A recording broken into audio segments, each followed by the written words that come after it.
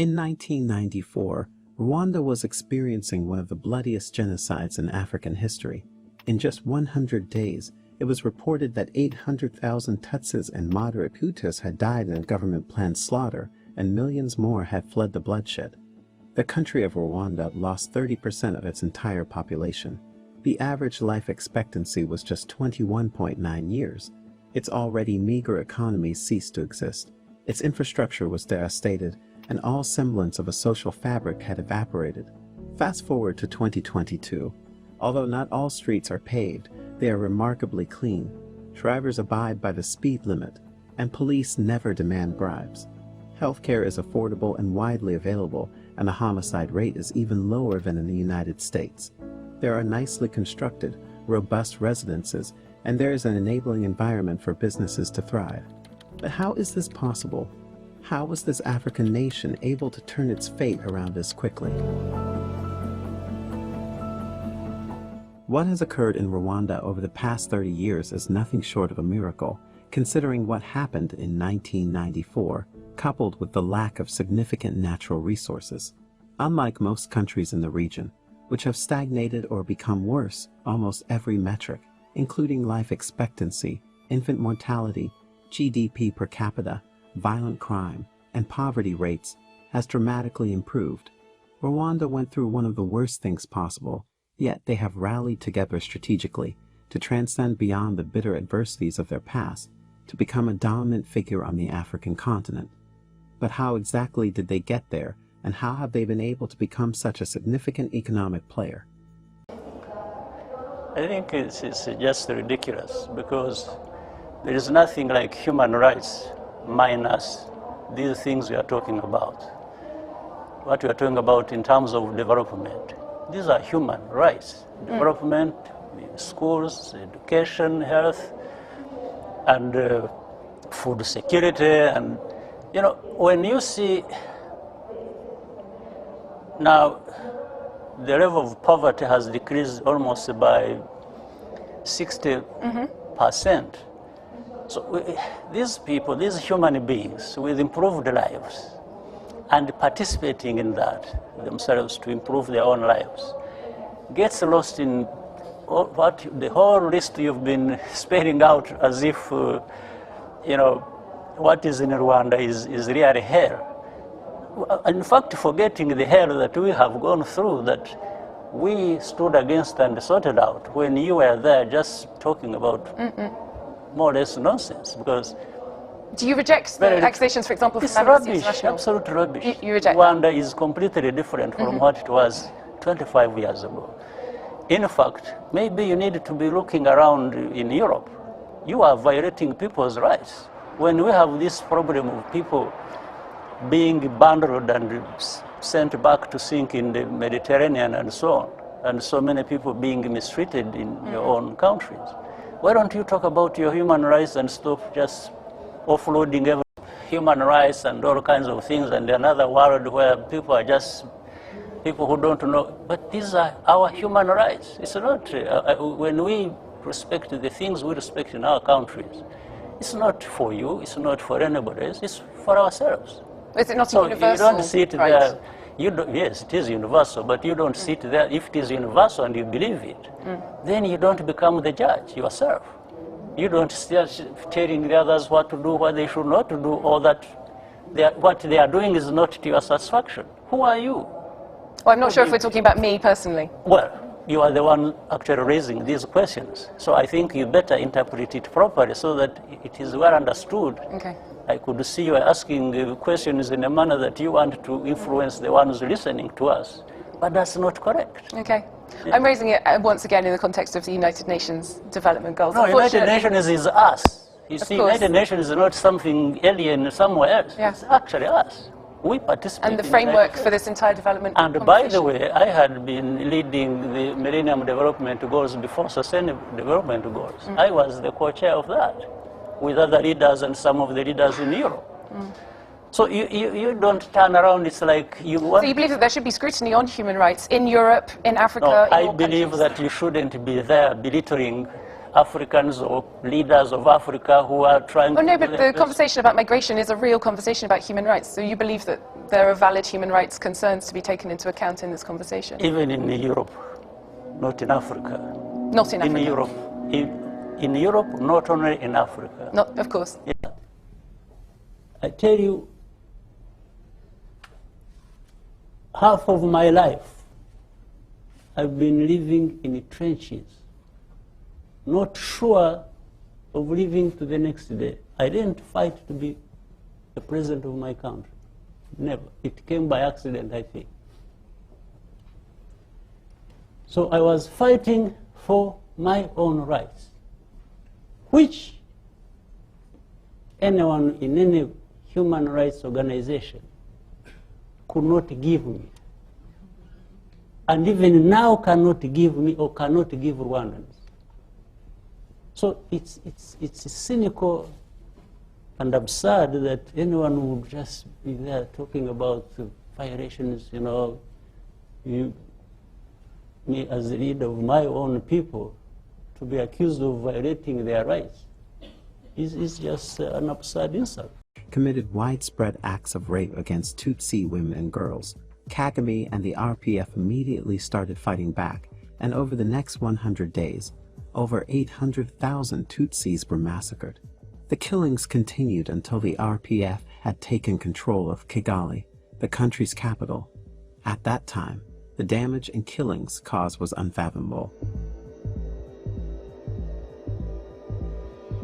When the Rwandan Patriotic Front seized power in Rwanda, it was hardly a nation.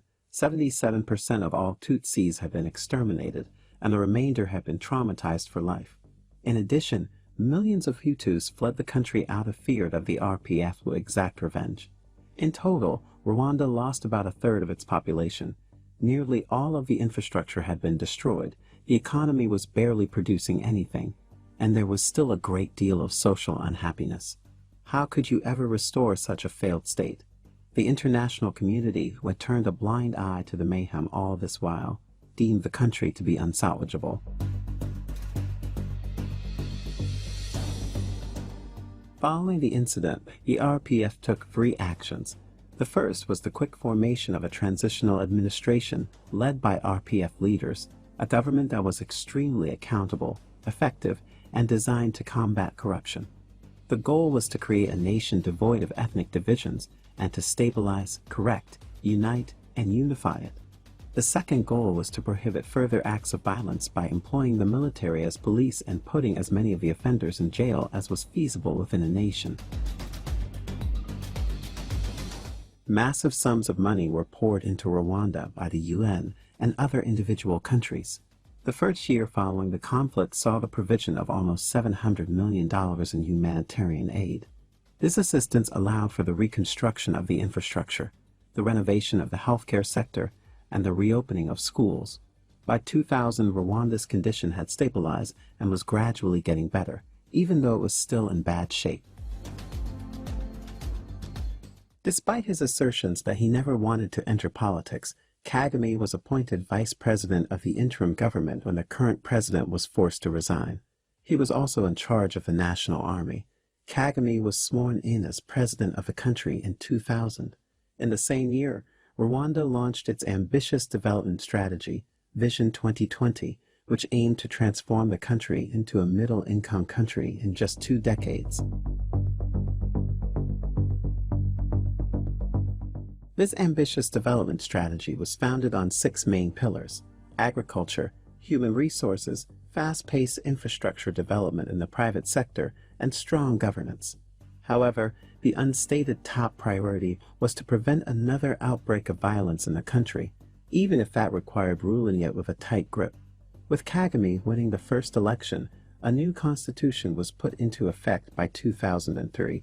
However, because of certain stipulations in the constitution, Rwanda is not a democratic country. The nation has effectively become a one-party state, and the foundational principles of democracy were never formed. Political opponents are prohibited from competing for office, imprisoned, or even killed. Due to Rwanda's unique historical circumstance, It was imperative for those in authority to build a transparent, effective government free of corruption so that rapid economic development could follow. They succeeded in doing this under Kagame's leadership, and as a result, Rwanda is now the second least corrupt country in Africa, just after Botswana and even ahead of several European countries like Italy and Greece. Even though it is far from flawless, Rwanda's lack of corruption has given them a big edge and produced a positive feedback loop in terms of foreign aid. When aid is given to Rwanda and used properly, other countries are more inclined to keep giving it. Rwanda was quick to adopt Singapore's strategy, and the country that lacked resources began to turn its fate around. When Kagame assumed power, Rwanda's average life expectancy was only 47.2 years. There was poor health care, and the economy was in a mess. Kagame, therefore, concentrated a major portion of funds on enhancing healthcare. He built modern hospitals and community clinics across the nation. Significant time and money were also invested in training new doctors and nurses, including bringing back medical personnel who left the country in 1994 and incentivizing foreign physicians from around the world to assist in training. As a result of these efforts, life expectancy has climbed to 70 years. Healthcare has grown significantly in terms of both quantity and quality of services. The second strategy for investing in the people of the country was to improve education. To do this, Rwanda has dedicated 30% of its entire budget to education, which is its largest share of government spending. Similar to healthcare, a strong emphasis was placed on teacher training, with aid from humanitarian organizations used to build schools and a 12-year compulsory education program put in place.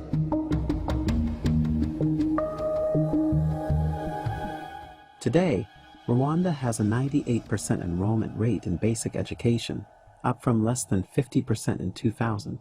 Additionally, Rwanda has recently shifted its focus to developing technical colleges in the hopes of one day becoming an ICT hub for Africa. However, one of the most crucial elements in Rwanda's success is its police force. Despite being originally ineffective and unreliable, significant improvements made it one of the country's strongest institutions. Officers received more human rights-focused training, and institutions came under the external supervision of 7 different governmental and civilian organizations.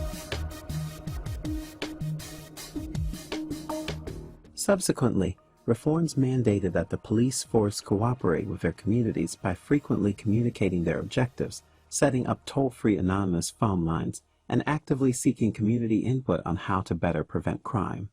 As a result, Rwanda has some of the lowest crime rates in Africa. Rwanda comes in second place for law and order in Africa, according to a Gallup study from 2018.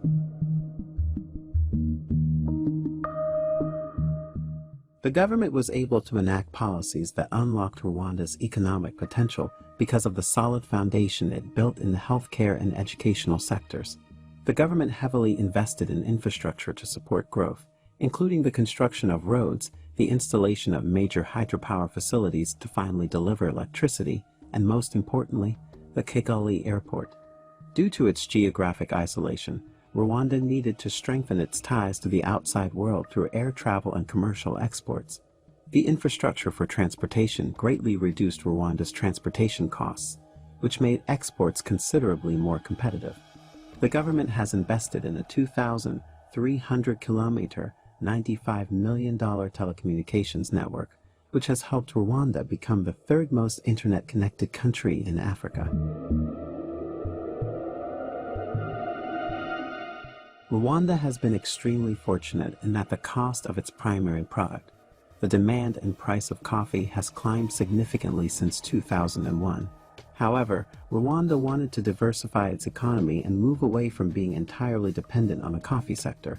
Since 1994, Rwanda has made significant strides in improving its appeal to global investors.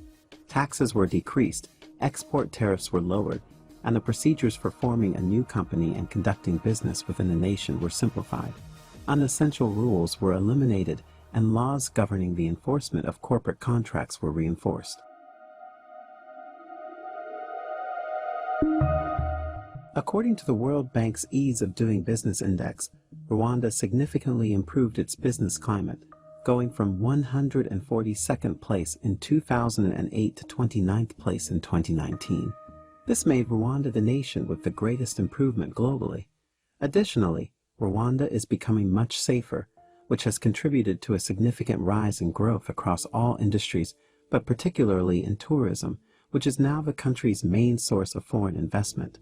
The country's tourism-related revenue increased from $27 million in 2000 to $635 million in 2019.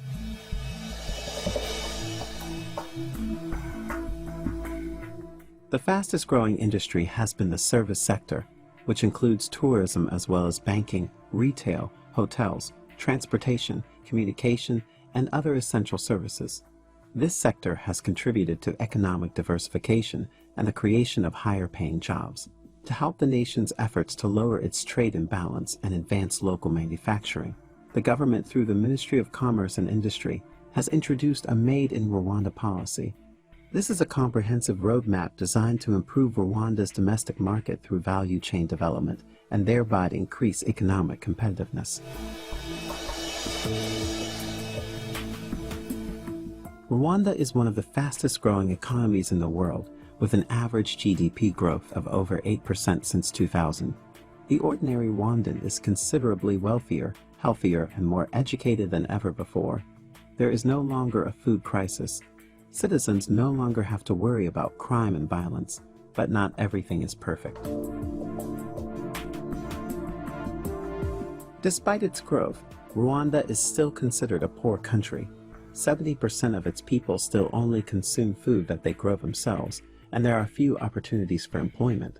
Some people even suspect that the government has manipulated the statistics and speculate that Rwanda has been forcibly stealing resources from the Congo. Additionally, since 2000, Rwanda's economic miracle has been in jeopardy. Although Kagame's strict leadership over the country was necessary to rescue it from collapse, it now seems to be endangering the country's very future. At the rate of economic development in Rwanda, they may be able to achieve the goal of being a middle-income country in 2035 and potentially even a wealthy one in 2050. The real test for Rwanda will come when it inevitably experiences life after Kagame. Should someone less benevolent come into power, the totalitarian nature of the government might easily be manipulated to benefit the elite at the expense of the populace. Rwanda could consider becoming more democratic to safeguard the rights of the citizens. Rwanda is certainly a true Cinderella story, from rags to riches. Today, Rwanda is definitely positioning itself as an African powerhouse. It tells us that no matter how bad a country has suffered, economic development is still possible. Many African countries can learn a thing or two from the leadership in